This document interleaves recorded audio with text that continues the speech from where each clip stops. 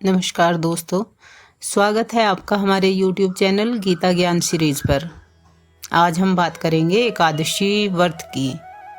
एकादशी का व्रत क्यों रखा जाता है, इसके पीछे की पौराणिक कथा क्या है और एकादशी के दिन व्रत व पूजा कैसे की जाती है।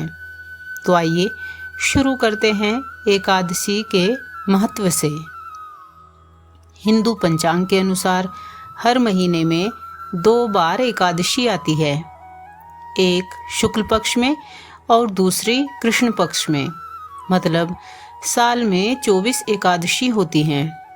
कभी कभी अधिक मास और मलमास होने से ये संख्या 26 भी हो जाती है। पुराणों में कहा गया है कि एकादशी व्रत करने से हजारों अश्वमेध यज्ञ और सैकड़ों राजसूय यज्ञ का फल प्राप्त होता है। इस दिन व्रत करने से पाप नष्ट होते हैं, आत्मा शुद्ध होती है और व्यक्ति को मोक्ष की प्राप्ति होती है। इस दिन उपवास रखने का मतलब सिर्फ भोजन न करना नहीं है, बल्कि मन, वाणी और कर्म को भी पवित्र रखना है।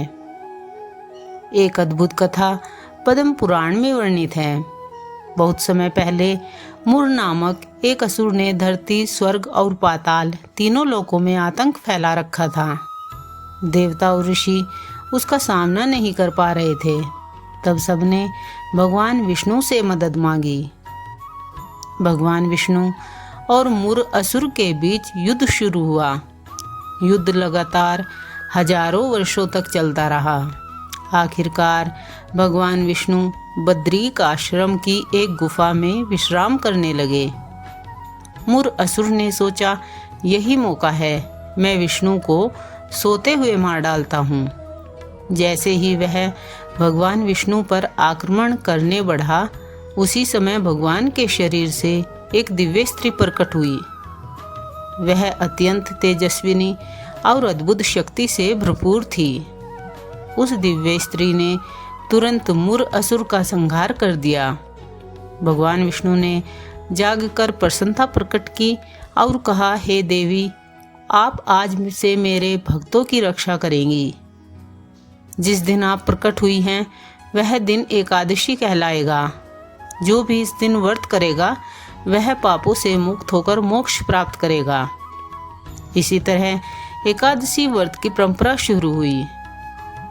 एकादशी व्रत करने की विधि: एक दिन पहले यानी दशमी तिथि की रात को सात्विक भोजन करें।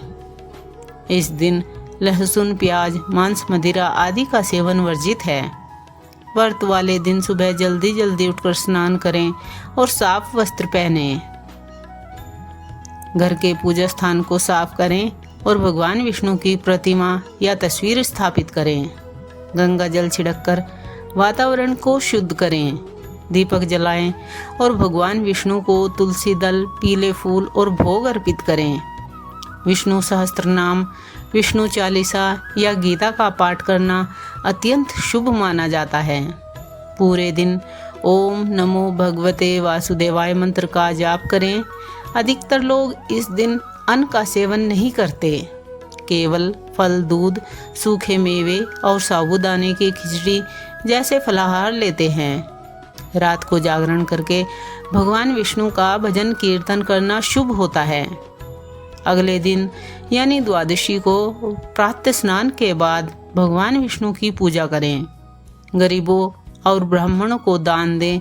उसके बाद व्रत का पारण करें यानी अन्न ग्रहण करें।